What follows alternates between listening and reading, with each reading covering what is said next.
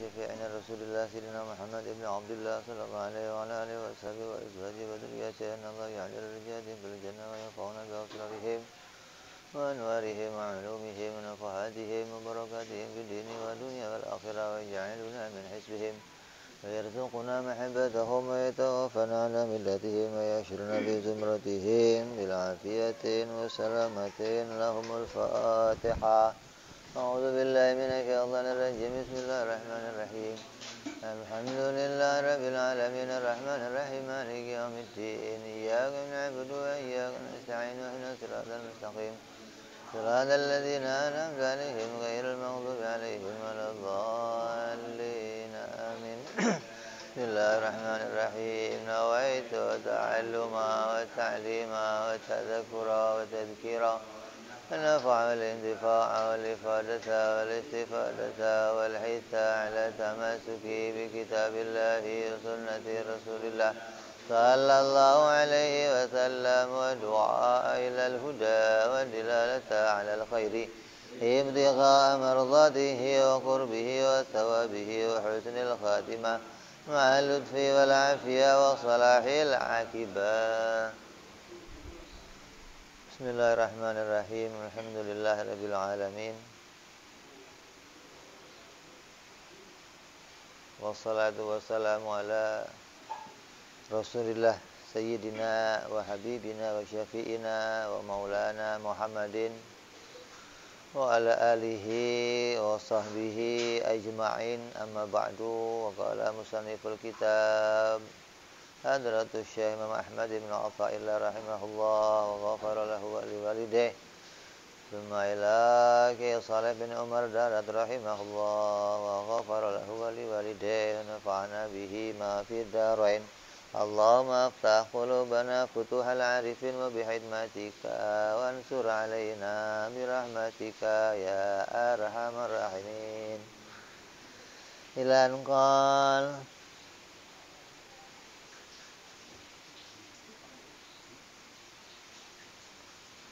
seneng ngumpat begitu maju sini kok wajib ah.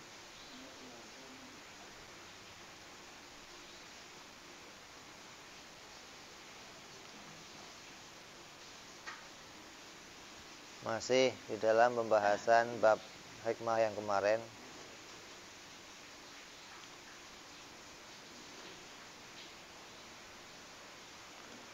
Am kaifa yarhalu ilallahi wa huwa muqabbalun bi syahawatih.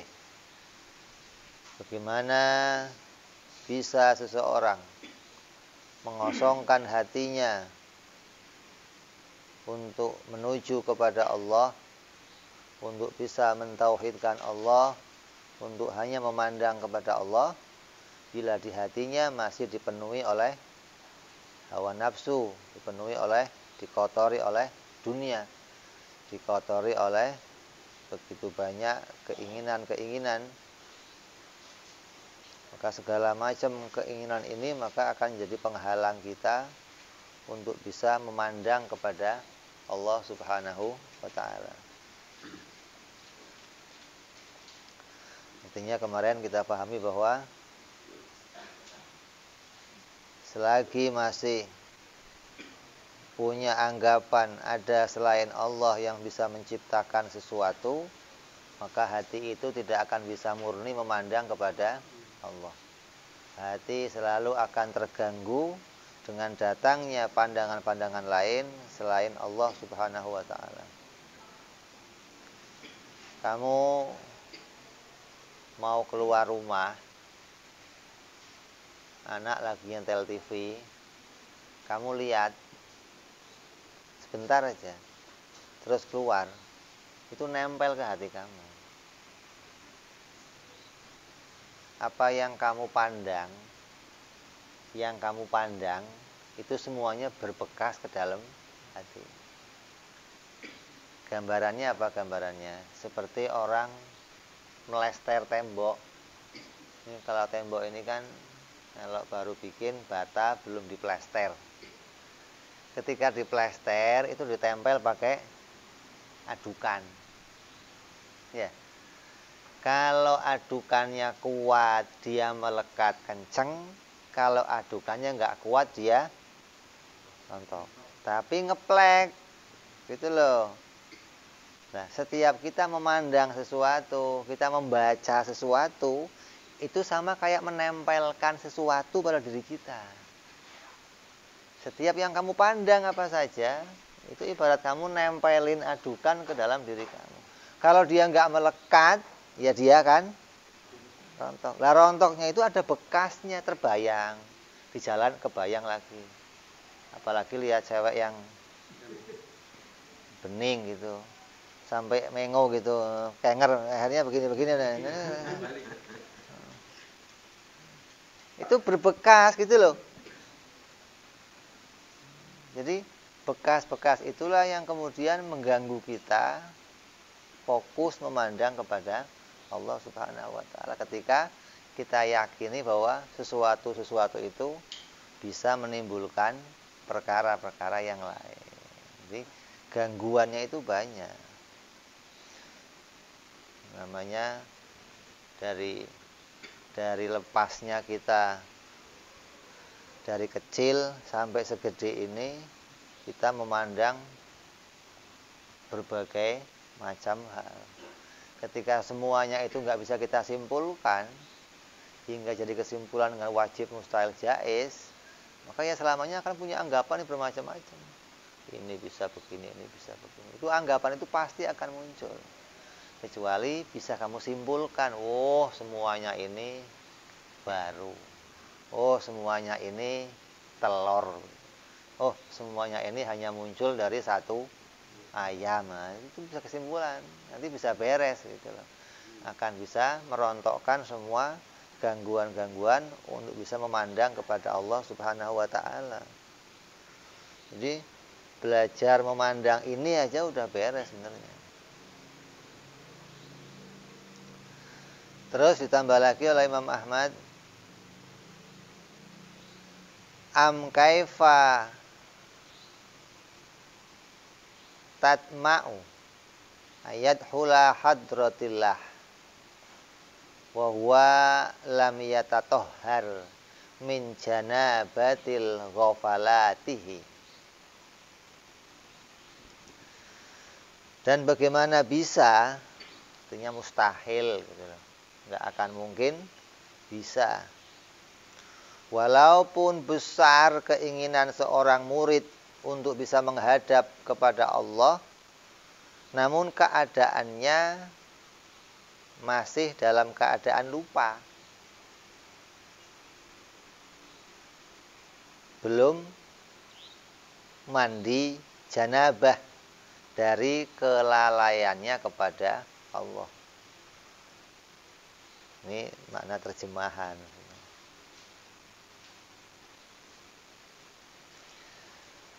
Janabah di dalam kehidupan kita kan disuruh seringkali ada yang namanya mandi wajib atau mandi junub atau mandi janabah. Orang bilang mandi gajah. Kok mandi gajah kenapa? Besar. Gajah itu besar maksudnya. Jadi, mau mandi apa nih? Mau mandi gajah. Lah mandi gajah gimana? Pakai sampo. Saya ngerti dia mau niatnya apa. Pokoknya gajah pakai sampo gitu. Padahal mandi gajah itu artinya suatu perintah ketika kita mendapati diri kita dalam beberapa keadaan, maka diharuskan kita mandi janabah. Di antaranya haid, wiladah, nifas, atau keluar air mani. Maka ini yang mengharuskan dia untuk mandi janabah. Nah, di dalam bab tasawuf, janabah itu digambarkan orang yang lalai. Kalau kamu lupa sama Allah, itu kayak kamu junub. Orang yang junub itu nggak boleh masuk masjid. Boleh nggak? Orang junub nggak boleh masuk masjid. Lah, orang yang janabah, orang yang lalai kepada Allah, itu nggak punya hak untuk menghadap kepada Allah. Karena bagaimana bisa dia menghadap kepada Allah sementara dia dalam keadaan lalai gitu.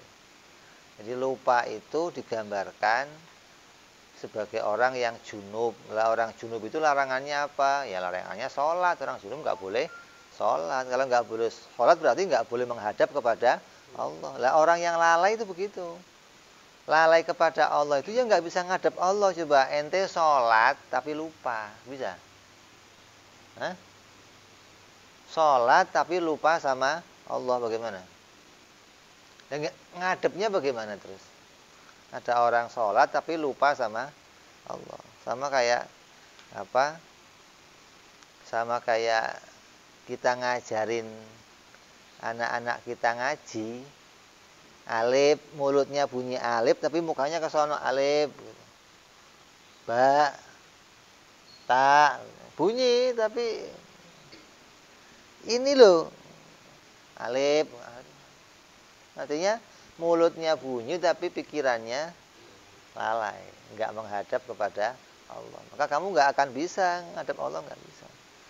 Selagi di hati kamu masih banyak ayam, nggak mungkin bisa ngadep Allah dengan benar, nggak mungkin.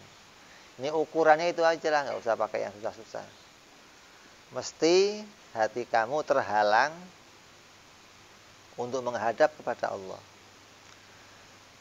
Tidak akan mungkin hati kita bisa musyahadah kepada Allah walaupun yang paling rendah sekalipun. Musyahadah yang paling rendah sekalipun nggak nyambung, nggak. Ketika hatinya masih dipenuhi ayam.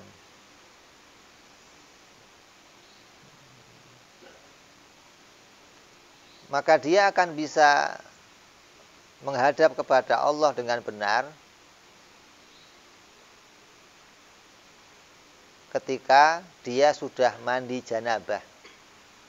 Maksudnya mandi janabah adalah membersihkan dirinya dari kelalaian dan dosa.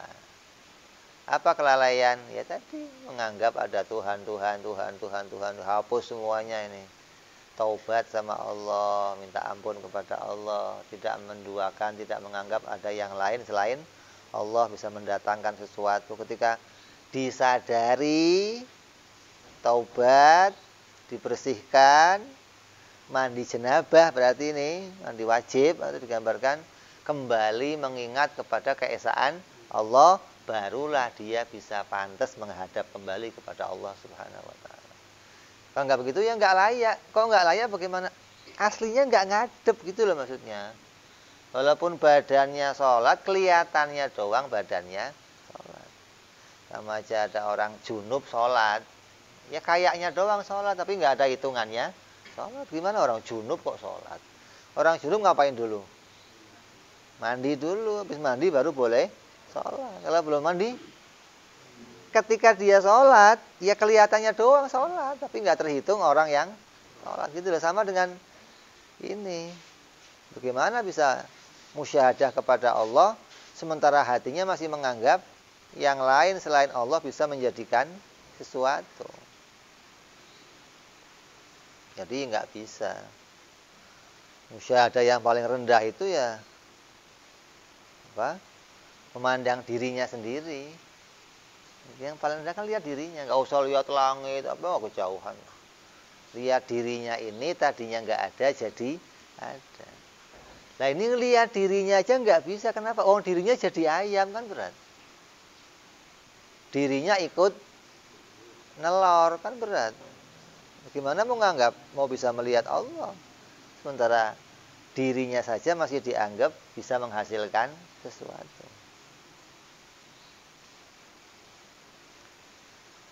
Ya, orang yang sedang dalam keadaan junub itu tidak boleh masuk ke masjid. Begitu juga orang yang sedang lupa kepada Allah, maka terhalang untuk bisa masuk ke hadirat Allah Subhanahu wa taala. Hingga dia harus terlebih dahulu mandi junub, yaitu bisa kembali mengingat kepada Allah Subhanahu wa taala. Musyahadah yang paling rendah itu apa? Menyaksikan fiilnya Allah. Itu musyahadah yang paling rendah. Dari nyaksiin fi'il, nanti nyaksiin apa? Sifat. Dari nyaksiin sifat, nanti nyaksiin apa? Zat. Nah itu begitu. Jadi yang paling rendah kita lihat Allah, lihat apa? Lihat fi'ilnya Allah. Mana ya ini? Bikin langit, bikin bumi, bikin... Ini fi'ilnya Allah yang kita lihat. Tadinya ini barang nggak ada, terus jadi ada. Tadinya diam jadi bergerak, tadinya gerak jadi... Tadinya kecil jadi besar, tadinya cantik jadi jelek, tadinya muda jadi... Terus ini perubahan-perubahan ini semua kita lihat. Dengan melihat ini kita bisa melihat ini pasti ada yang menciptakan. Itu musyahadah paling, itu semua akal bisa nemu. Hatta akalnya orang desa Gunung Kluthuk bisa nemu. Coba kamu nggak percaya tanya. Orang desa gunung, nggak pernah kenal pendidikan, nggak pernah sekolah, nggak pernah primitif dah. Kamu tanya, Tuhan ada nggak? Jawabnya apa? Buktinya apa? Hah? Dia nggak mau mikir alam, kata dia kejauhan mikir alam. Hah?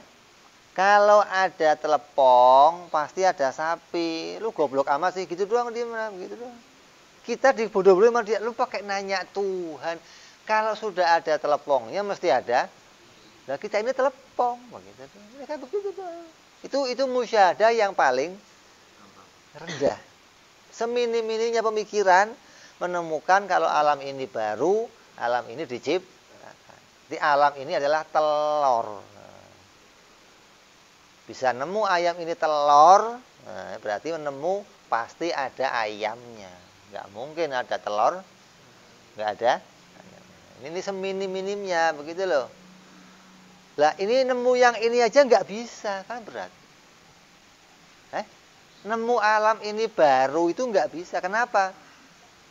Loh, dia yang ngerjain, dia yang nganggap ono bikin, ngomong ini bikin, ngomong. Maka nggak nemu pencipta itu nggak nemu.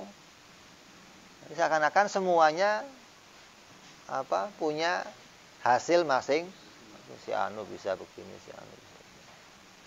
Di hatinya masih ada fi'il toba, fi'il ela, fi'il kuwa. Itu masih lengkap di hatinya. Ini nggak bisa. Terhalang untuk bisa menyaksikan Allah dengan benar. Ketika hati kita masih meyakini yang demikian. Jadi kalau ada orang bicara alam ini baru, tadinya nggak ada jadi ada, itu tingkat kesaksian yang paling rendah. Jangan kamu anggap sudah tinggi banget, jangan. Itu justru tingkat kesaksian yang paling rendah. Artinya menyaksikan kalau alam ini baru, alam ini diciptakan oleh Allah. Lah meningkatnya dari situ, lah baru nanti yang menciptakan siapa. Nah, ini mulai rame. Ada yang ngomong, oh yang bikin api, yang ngomong bikin matahari, yang bikin ini, yang bikin ini, yang bikin ini. Bicara yang bikin siapa. Kalau alam ini dibikin, maka akal serendah apapun, asal akalnya normal, akan nemu kalau alam ini dibikin. Makanya mau menuhankan apa saja, mereka semua mengakui kalau saya diciptakan. Mau yang nyembah matahari, mau yang nyembah bulan, mau yang nyembah apa saja, pasti ngakui kalau dirinya diciptakan. Karena seminim-minimnya berpikir itu menemukan kalau alam ini tadinya nggak ada terus jadi ada. Lah yang menemukan alam ini kodim bagaimana? Oh itu soak udah. Alam ini kok kodim, alam ini nggak ada permulaannya, alam ini ya juga nggak akan ada akhirnya, ya soak.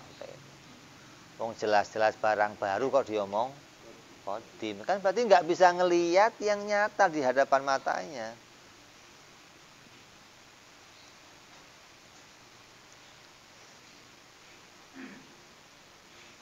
Jadi kita diingatkan kalau kita mau beres ya harus taubat. Artinya taubat itu betul-betul kembali mengesahkan Allah, betul-betul kembali menganggap bahwa tidak ada pencipta segala sesuatu itu hanya Allah Subhanahu wa ta'ala. Maka dengan keyakinan ini nanti kita akan bisa menghadap Allah dengan benar. Kalau enggak bagaimana? Ya kadang sholat aja tangan yang ngangkat di aku, tangan saya sendiri yang ngangkat, kan berarti ada Tuhan nyembah Tuhan ini. Ada ayam ngadap ayam, kan berat. Ayam ngadep ayam, berantem yang ada. Ya, kamu itu telur ngadep sama ayam gitu dong. Jangan ayam ngadep ayam, kan berat.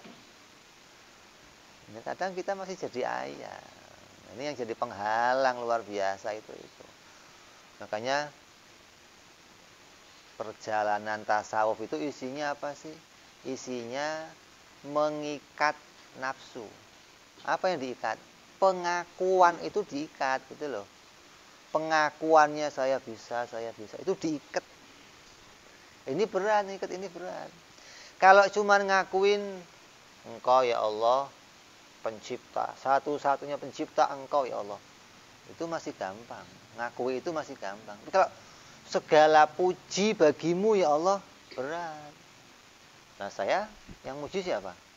Gak ada. Iya, masa saya gak dipuji? Masa cuman Allah yang ini berat, nafsu berat mengakui seperti itu. Karena dia masih menganggap dirinya itu perlu mendapatkan pujian. Contoh. Ada panitia masjid umumin umpamanya. Atas rahmat dan pertolongan Allah, masjid ini telah terbangun. Maka kita syukur, mengadakan syukuran ini, memuji kepada Allah, Zat yang Esa, yang menolong kita hingga sampai terdirinya masjid ini. Itu donatur nggak seneng. Nah, saya nggak dipanggil-panggil kayaknya.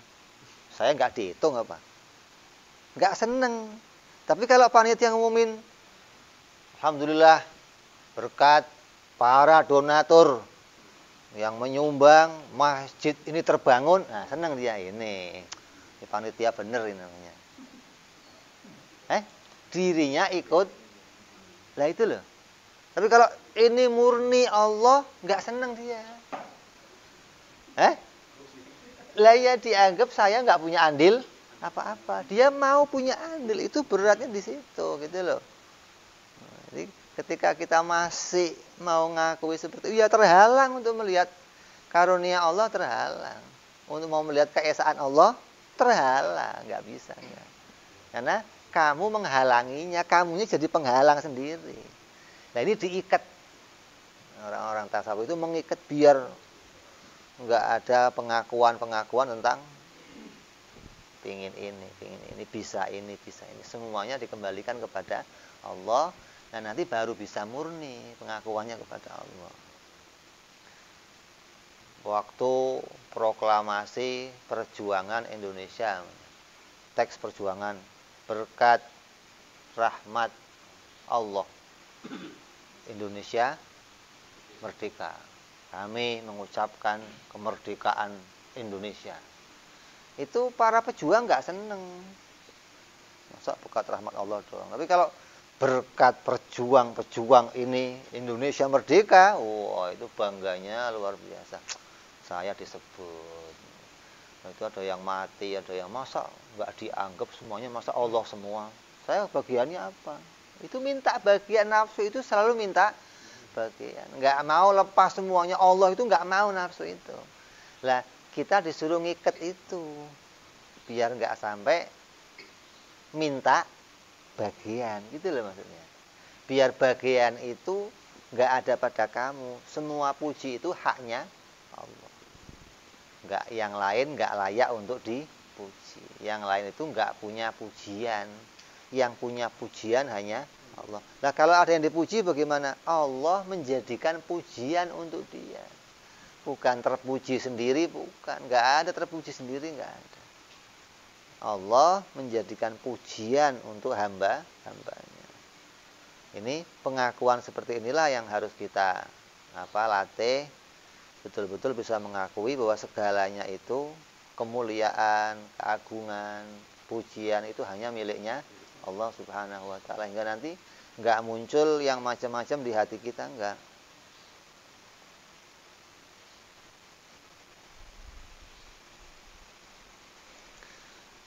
Terus kata Imam Ahmad berikutnya, am kaifa yarhalu ayyafhama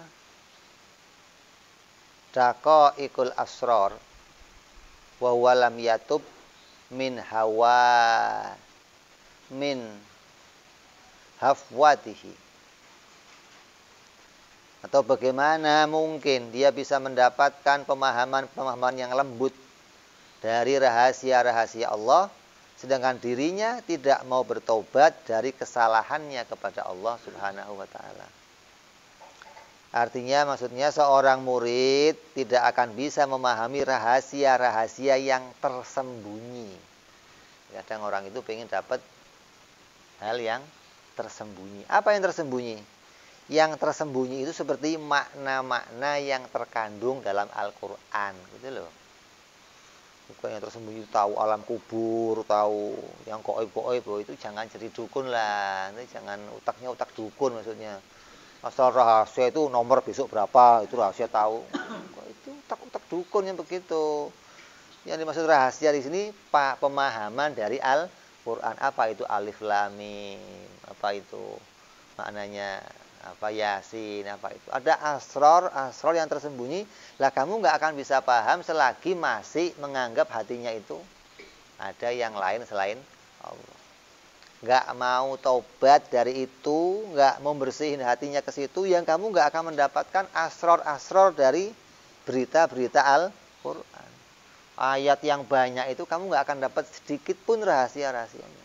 Makanya banyak orang dengerin Quran, baca Quran, tapi hatinya nggak mendapatkan intisari dari Quran. Artinya rahasia yang tersimpan yang jadi berita utama itu nggak sampai ke hatinya, begitu loh. Kan kalau kita lihat TV itu ada namanya sandiwara. Maksudnya apa itu? Sandiwara itu apa?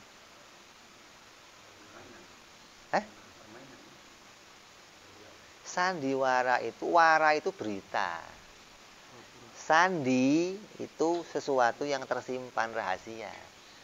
Di dalam berita ini ada rahasia, begitu maksudnya.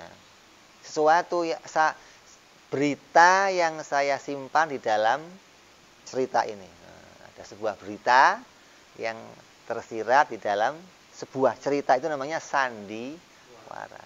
Kalau kamu kok lihat dapat intinya, oh ini maksudnya begini. Oh, berarti kamu dapat sandinya, kamu dapat apa? Waranya dapat dari apa? Penampilan yang kamu lihat itu.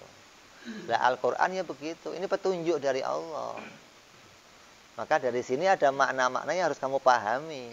Setiap ayat Quran itu harus mengingatkan kita kepada Allah. Oh, surat dari Allah, masa ingatnya yang lain selain Allah, kan aneh. Setiap ayatnya mengingatkan kita kepada Allah. Nah, kalau nggak dapat makna yang mengingatkan, lah dibaca ngapain? Gitu loh maksudnya. Jadi baca, tapi nggak bisa sampai hatinya kepada Allah. Kenapa? Ini maknanya apa ya? Dibaca artinya, ya begini doang artinya. Terus ini hubungan sama Allah apa? Ini nggak bisa menghubungkan, itu nggak bisa.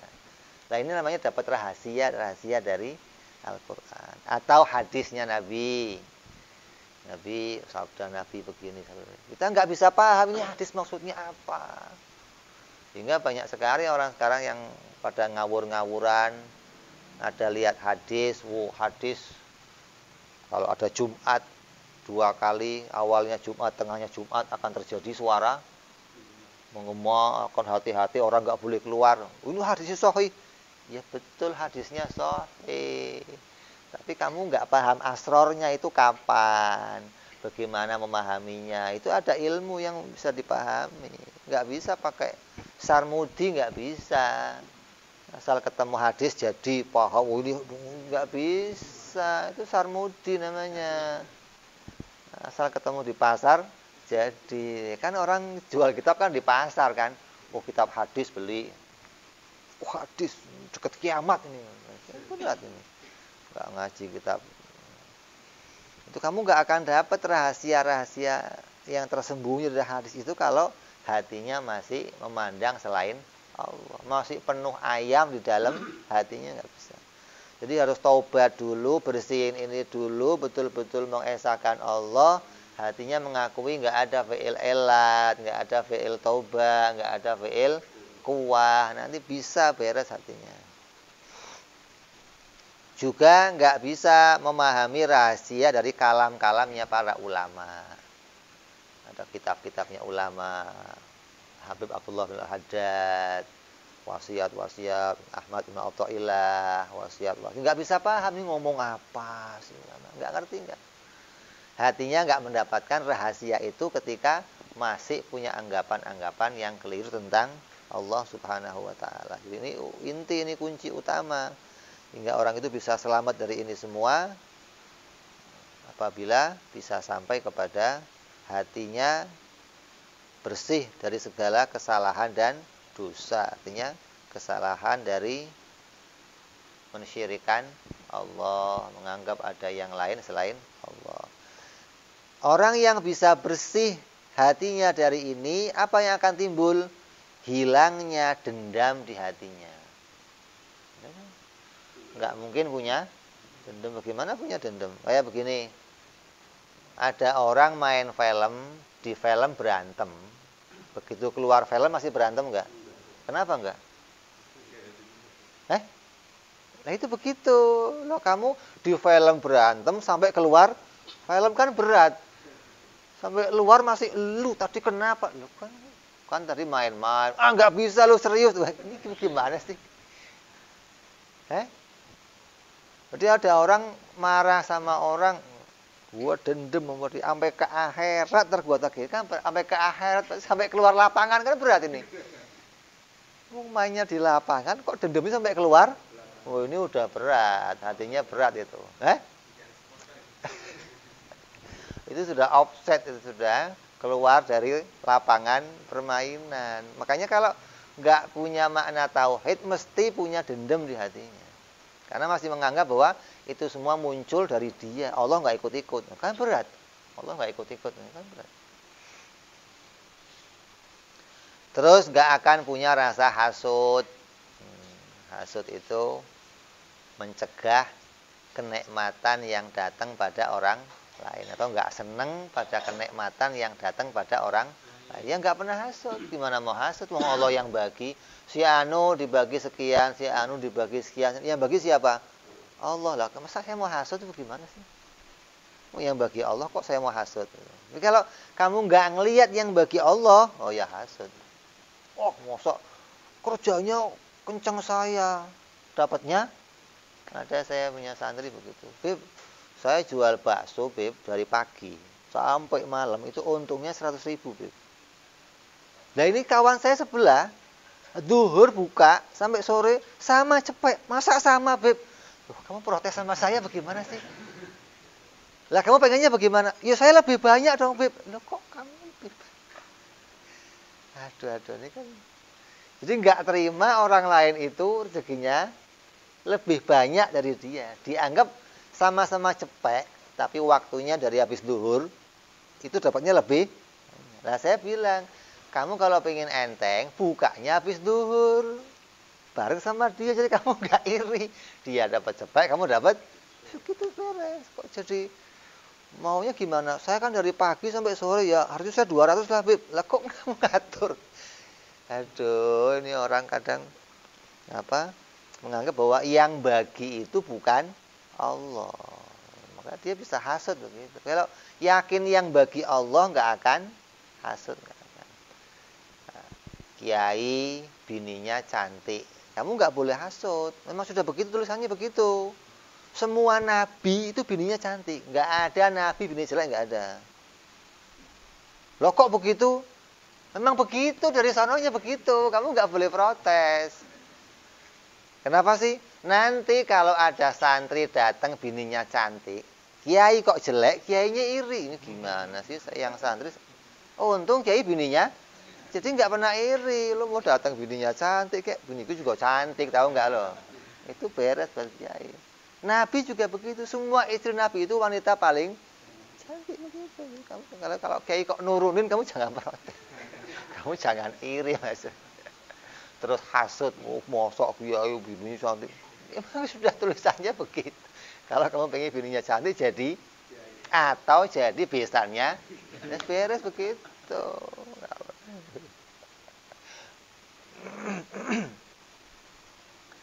Terus orang yang sampai pada paham ini itu nggak akan sampai menyimpan rencana jahat kepada orang Islam. Nah, itu nggak punya rencana, nanti lu awas ya, potong-potong. Itu nggak punya, hatinya itu nggak punya dendam sampai berbuat rencana jahat untuk orang Islam. Selagi hatinya masih memandang Allah itu pencipta, murni bahwa semua ini hambanya Allah, semua orang Islam hambanya Allah, dia nggak akan punya hati pingin menyakiti orang Islam. Apalagi kok orang Islam. Kita ini sama selain manusia aja disuruh sayang, apalagi sama manusia. Nabi itu cinta kepada seluruh alam. Nah, seluruh alam ini cinta kepada Nabi. Karena Nabi cinta kepada seluruh alam. Jadi nggak boleh kita ini punya hati dendam, punya rencana jahat, menyimpan rencana jahat kepada orang-orang Islam. Mau menghancurkan orang Islam, mau bikin celakanya orang Islam. Ini bahaya. Makanya seorang yang bisa sampai kepada memahami makna ini, memahami hikmah ini, artinya hikmah yang mengingatkan kita kepada bahwa perkara yang paling benar, perkara yang paling selamat adalah membersihkan hati kita dari menduakan Allah Subhanahu wa ta'ala, dari adanya yang lain selain Allah yang kita anggap bisa menghasilkan sesuatu, baik itu menyenangkan kita, menyusahkan kita, membuat celaka, membuat bencana, membuat apa saja, semuanya datang dari Allah Subhanahu wa ta'ala. Ini teorinya. Nah, prakteknya, ini kalau nggak dinazar tiap waktu nggak bisa praktek. Jangan dijadikan ini cuma jadi ilmu, jangan. Besok praktek, artinya sekali praktek, lihat saya sampai mana kemampuannya. Oh, belum beres, besok lagi. Terus enggak terus, oh sekarang ngaji, besok praktek beres. Enggak, ini lama. Ya Allah, mau mentauhidkan Allah betul-betul. Ya Allah, kenapa? Karena bangunan yang sudah kita bangun itu 40 tahun. Ada yang sudah 50 tahun, ada yang sudah 60 tahun. Ini sudah dibangun kokoh dengan kekuatan adat. Mau dibongkar pakai ilmu, ini bongkarnya setengah mati. Kalau pas beton bangunannya, Masya Allah, itu. Jadi bongkarnya itu lama, begitu loh. Kita dapat ilmunya ini, mau kita pakai apa? Bongkar yang sudah kita pasang di hati kita, itu mau kita bongkar, mau kita ganti, gitu loh. Jadi banyak pemahaman-pemahaman salah yang sudah kita pasang ke dalam hati kita, itu mau kita bongkar, mau kita bersihin satu. Sampai bisa betul-betul benar hatinya, murni di dalam mengesahkan Allah Subhanahu wa ta'ala. Nah, kalau dari kecil kita sudah dijaga sama tauhid, itu masih lumayan, masih mending. Dari kecil kamu punya anak, kamu jaga namanya. Sejak dia punya akal, sudah kita latih akalnya. Nah, ini adat, ini syariat, ini beres. Artinya nggak serusak kita maksudnya loh. Kalau kita kan kelewat maksudnya. Rusak dulu, belakangan baru ngerti akal, gitu loh. Artinya bangunan sudah terlanjur kita bikin maksudnya. Ini sudah kokoh lagi ya, nah. Sudah ngotot bikinnya biar bagus, salah nggak taunya, Insya Allah. Kan berat ini, udah bikinnya keras, salah ya Allah, bongkarnya lagi setengah mati ini, tahu nggak? Jadi kita harus pokoknya bongkar terus. Sampai kapan? Sampai nanti adat ini semuanya terbongkar. Hilangnya apa? Hilangnya apa namanya tadi? Fi'il sabab, fi'il kuah, fi'il toba. Ini betul-betul bisa terbongkar, bisa hilang. Baru bangunannya jadi bangunan tauhid. Baru bangunannya jadi bangunan apa? Di dalamnya hanya ada satu ayam yang ngeluarin telur. Kalau enggak, ternak ayam dah. Udah yakin dah. Jadi kita ini ternak ayam dari kecil, bayangin ini, Masya Allah. Kalau enggak kita upayakan betul-betul untuk kita usahakan bisa baik, ya ini enggak akan bisa baik. Akan terus begitu selamanya. Jadi usahanya adalah bagaimana betul-betul apa kita sampai kepada mempraktekkan. Kamu punya HP,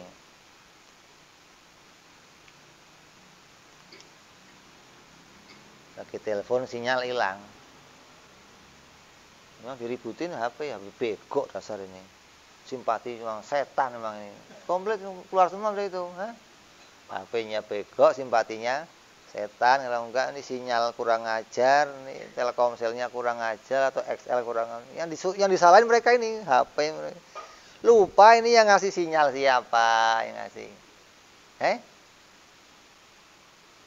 Wali dulu nggak ada yang pakai HP. Pakainya apa?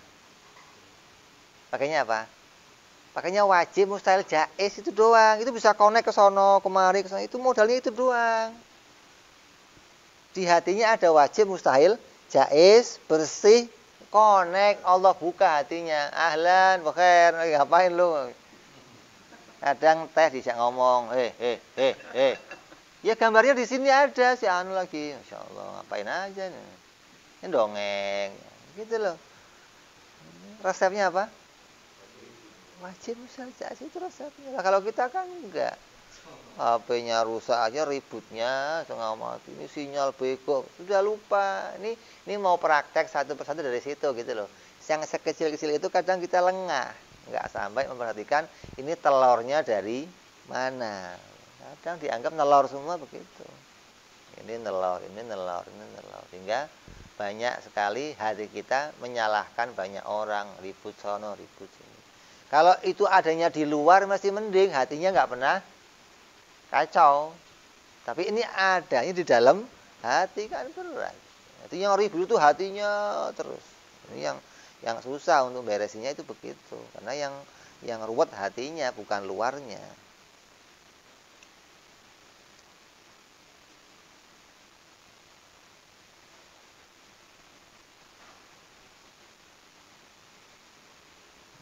Jadi banyak orang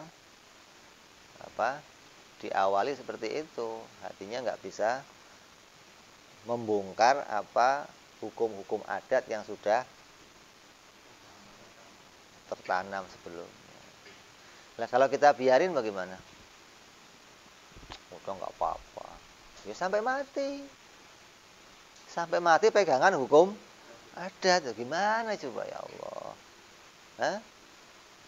Makanya ada orang mati, pakainya peci, pakainya sarung, matinya koidnya neraka, itu banyak begitu loh. Begitu mau ngambil gelas, mau ngambil obat, kesenggol, jatuh obatnya, hatinya gara-gara nggak minum obat saya mati. Iya matinya sangit itu, bukan syahid. Tapi bagaimana? Bukan mati karena takdirnya Allah, tapi mati gara-gara nggak minum. Kalau saya minum obat panjang, gimana? Rusak itu sudah. Itu akhir hayatnya rusak. Awalnya ibadah, sholat. Akhir hayatnya begitu mau mati, yakini saya mati gara-gara nggak minum. Ya celaka. Dari awal sudah kayaknya beres. Nah ini inti akhir inilah yang kita tunggu-tunggu, jangan sampai kita mendatangkan kesyirikan kepada Allah Subhanahu wa taala. Nah, itu gara-gara masih mengikat fi'il taubah, fi'il kuwa, fi'il elah ya. Ketika terus dibawa nggak dirontokkan, ya sampai mati terbawa. Nah, kami yakini saya ya ini begini. Gara-gara corona saya mati, kan berat ini. Kalau nggak kena corona, nggak mati. Itu matinya benar nggak kira-kira? Nggak benar.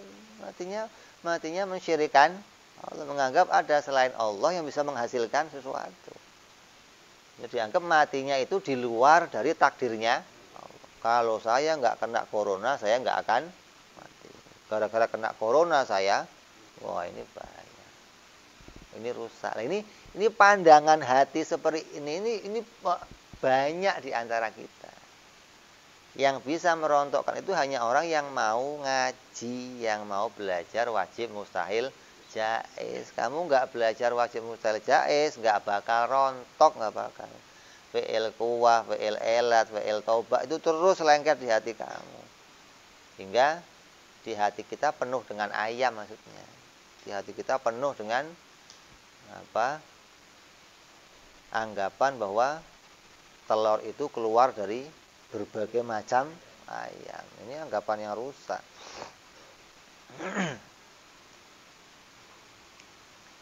Makanya kita membuka kitab ini, kitab hikam ini langkahnya, ini prakteknya orang yang ngaji tauhid gitu loh. Orang yang ngaji tauhid itu enggak sekedar ngaji tapi mau praktek dalam agamanya. Nah, cara prakteknya bagaimana? Ya pakai kitab-kitab wasiat-wasiat ini.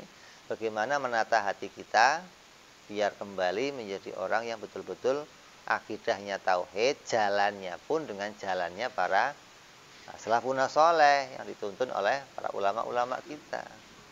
Jadi ada yang bacanya kitab ini, sama dengan pula kita baca kitabnya para habaib-habaib. Ada wasiatnya dari Al-Habib Abdullah bin Al-Habib Al-Haddad, yang lalu kita baca Nasaihud Diniyah.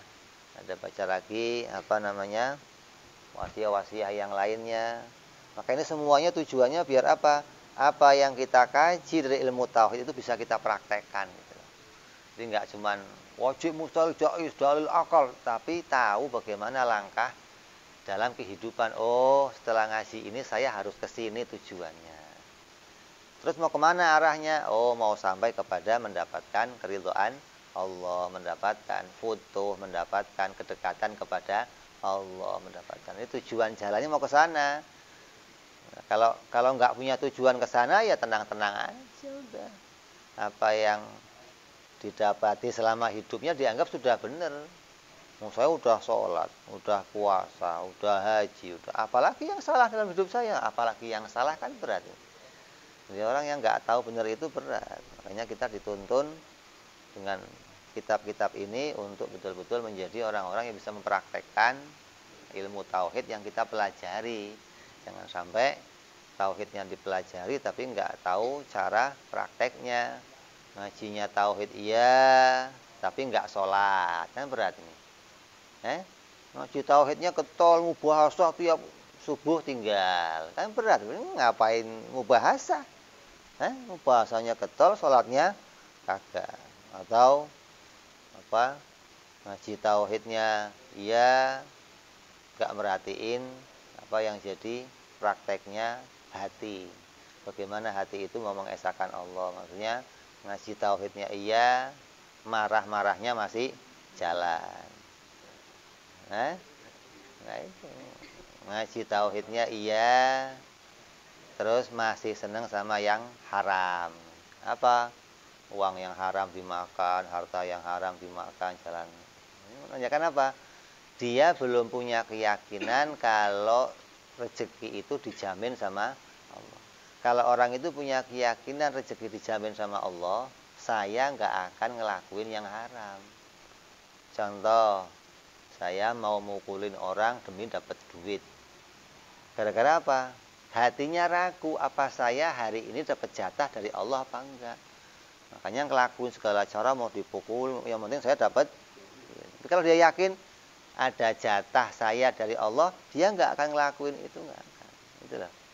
Ini apa yang dikaji dari ilmu tauhid mau dipraktekkan, hingga gimana prakteknya biar benar, ya ikut perjalanannya para salafun saleh, orang-orang tua kita terdahulu yang sudah mempraktekkan, yang mereka sudah jalan, hingga kisah-kisah mereka, cara jalan mereka itu dituliskan dalam wasiat-wasiat yang bisa kita baca. Makanya di malam-malam Ramadan ini kita isi, selain ngaji ilmu tauhid, kita isi kitab hikam yang tujuannya tadi bisa tahu bagaimana jalannya orang-orang yang ngaji ilmu tauhid. Karena ini pasangan.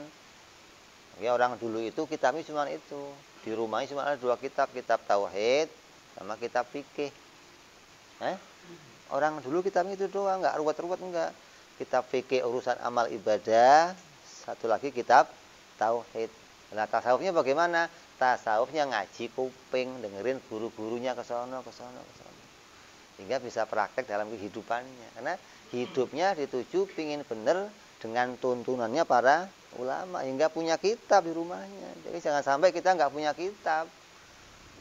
Beli kitabnya, simpan di rumah kita. Seenggak-enggaknya anak kita tahu, oh itu bukunya bapak. Nah, ini penting ini. Jangan buku Wahabi dibeli, nanti anak kamu nggak ngerti, oh ini warisan bapak. Baca buku.